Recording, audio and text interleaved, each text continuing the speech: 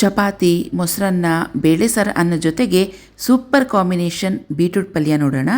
2 ಸ್ಪೂನಷ್ಟು ಎಣ್ಣೆ ಬಿಸಿ ಮಾಡ್ಕೊಂಡಿದ್ದೀನಿ. ಸಾಸಿವೆ ಹಾಕಿ ಚಿಟ್ಕುಡ್ಸೋಣ.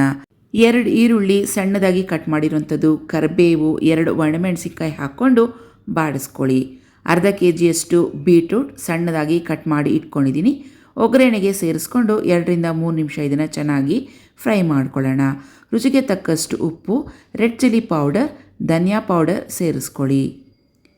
ಇದನ್ನು ಸ್ವಲ್ಪ ಚೆನ್ನಾಗಿ ಮಿಕ್ಸ್ ಮಾಡಿಕೊಂಡು ಬೀಟ್ರೂಟ್ ಬೇಯೋಷ್ಟು ಅರ್ಧ ಗ್ಲಾಸಷ್ಟು ನೀರನ್ನು ಸೇರಿಸ್ಕೊಂಡು ಮುಚ್ಚಳ ಮುಚ್ಚಿಟ್ಟು ಸಿಮ್ ಫ್ಲೇಮ್ನಲ್ಲಿ ಬೀಟ್ರೂಟ್ ಬೇಯಿಸ್ಕೊಳ್ಳಿ.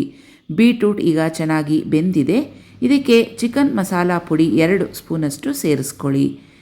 ತೆಂಗಿನಕಾಯಿ ತುರಿ 2 ಟೇಬಲ್ ಸ್ಪೂನಷ್ಟು, ಕೊತ್ತಂಬರಿ ಸೊಪ್ಪನ್ನು ಉದುರಿಸ್ಕೊಂಡು ಇದನ್ನು ಚೆನ್ನಾಗಿ ಮಿಕ್ಸ್ ಮಾಡಿಕೊಂಡ್ರೆ ಟೇಸ್ಟಿಯಾಗಿರುವಂಥ ಬೀಟ್ರೂಟ್ ಪಲ್ಯ ರೆಡಿಯಾಗುತ್ತೆ.